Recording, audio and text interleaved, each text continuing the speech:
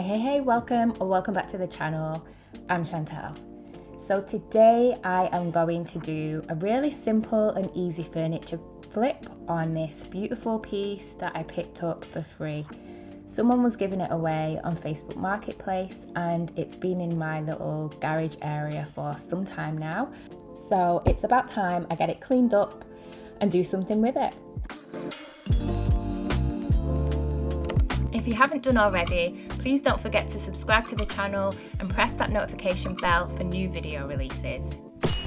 So the plan for this piece is to really keep it simple. It's in such a good condition, it really doesn't need a lot. Clean it up, a little sand. The main thing I guess is going to be to remove the bottom, the frame, because that's really aging it. So I'm going to remove that and add legs. Okay, so the first part of the process is preparation, and that means giving the piece a really good clean, inside and out, all the nooks and crannies. It's been outside for so long, it is so full of dust that I have to really take the time there. Then I remove the handles.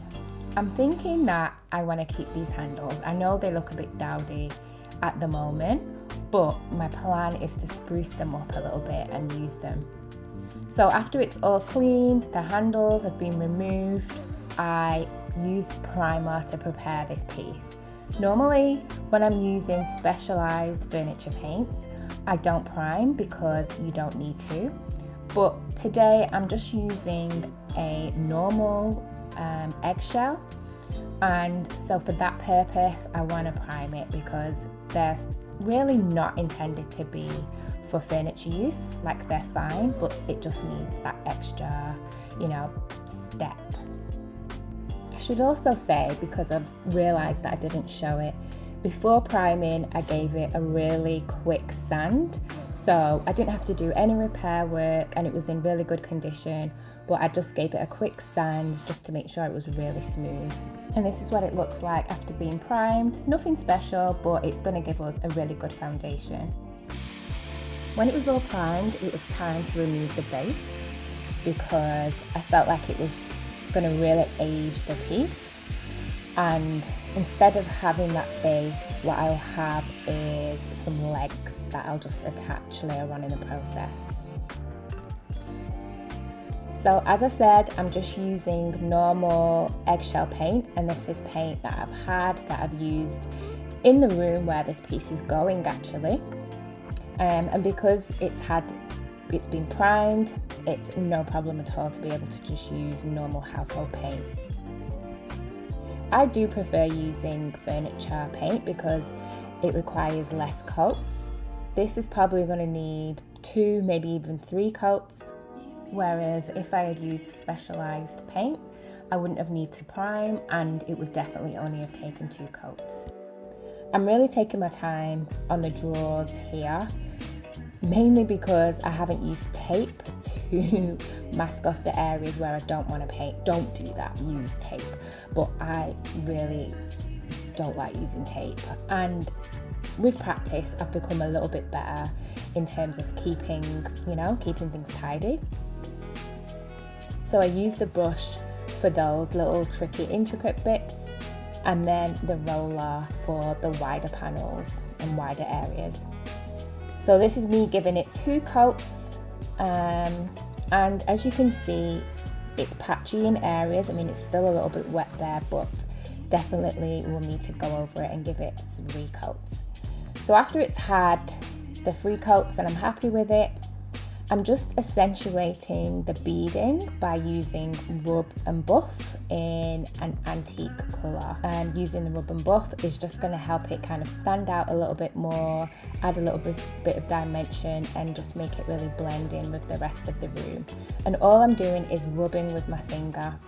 And then I'm going over it with the paint again, and that is just to blend it in a little bit so it's not so stark. In terms of the handles, as I said, I'm going to use the same handles, but I'm going to spruce them up. So I want to use a combination of pink and gold.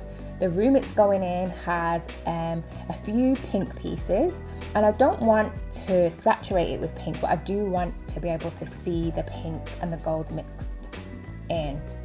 So So I give it a quick coat of each a couple of times so you can see the gold predominantly, but you can still see the pink highlights. So in this close-up, you can just about see those pink highlights showing through, and that's all I really want. I don't want it to be predominantly pink. These are the legs that I purchased, and this is what it looks like after one coat. I'm going to have to give it 2 coats. But I've just inserted some holes in the base of the frame, and I'm using the legs to gonna give me some elevation and just make it a little bit more interesting at the bottom. So this is what the piece is looking like with the handles. Can you see how much better it looks just with spraying them? Really makes them look a little bit more modern. And this is what it was looking like before and after. Totally transformed.